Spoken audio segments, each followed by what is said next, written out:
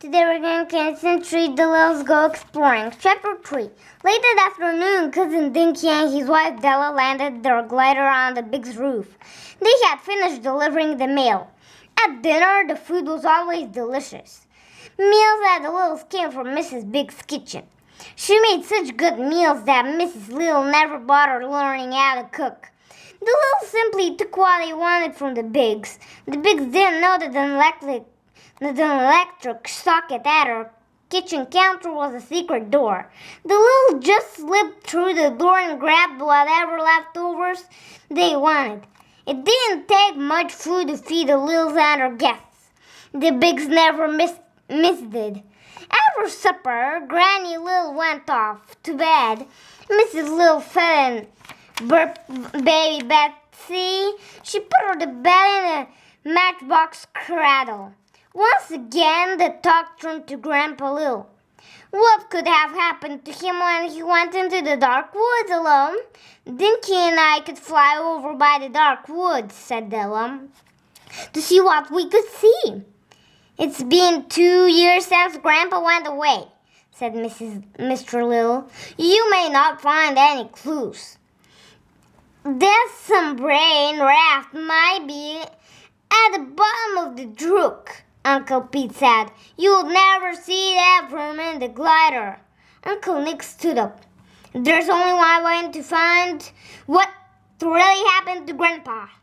I will explore the brook, he said. I'll need 2 volunteers to go along. I will go, said Tom. Tom, said Mrs. Little. You'll do no such thing. What's the use? Asked Uncle Pete. He's dead, that's for sure. He might be alive, Uncle Pete, said Lucy. She took her uncle's hand. We should look anyway, said Tom.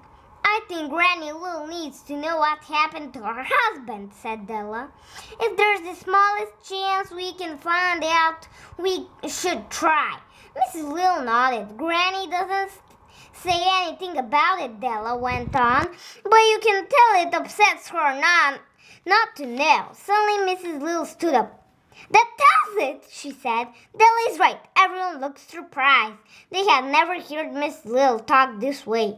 I have to speak for Granny, she went on. She's not here to speak for herself.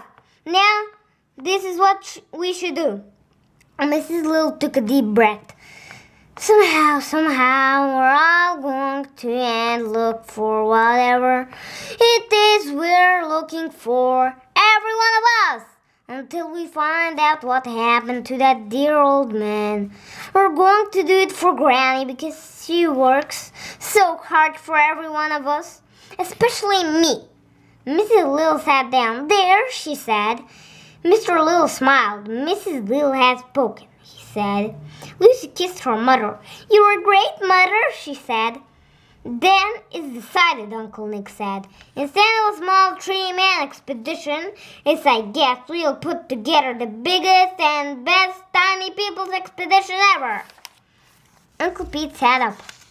Well, if you're all set on going, I'll go too, he said. Someone will have to look after the weapons.